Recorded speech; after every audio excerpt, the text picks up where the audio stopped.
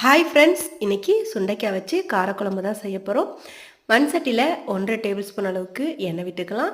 1/4 teaspoon கடுகு, 1/4 teaspoon வெந்தயம், 1/4 teaspoon ஜீரகம் சேர்த்து நல்லா பொரிஞ்சதும் 15 சின்ன வெங்காயம், ஒரு 25 பூண்டு பல், ஒரு கொத்து கருவேப்பிலை சேர்த்துட்டு வெங்காயம் பூண்டு 2 கண்ணாடி பதம் வதங்கி வந்ததும் ஒரு தக்காளி பழம் சேர்த்து வதக்கிக்கலாம்.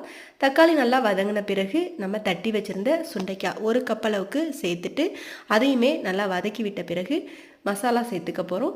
1 டீஸ்பூன் சாம்பார் பொடி, 2 டீஸ்பூனுக்கு குழம்பு மிளகாய் தூள் சேர்த்துட்டு மசாலாவோட பச்சை வாசனை போகிற அளவுக்கு நல்லா வதக்கி விட்ட பிறகு லெமன் சைஸுக்கு புளி எடுத்து உப்பு சேர்த்து தண்ணி ஊற்றி ஊற வச்சு 1 கப் அளவுக்கு கரைச்சி எடுத்து வச்சுருந்தேன். அதையும் சேர்த்து கலந்து விட்டுட்டு மூடி போட்டு ஒரு 5-6 நிமிஷம் கொதிக்க வச்சு எடுத்தோன்னா சுண்டைக்காய் காரக்குழம்பு ரெடி ஆகிடும்.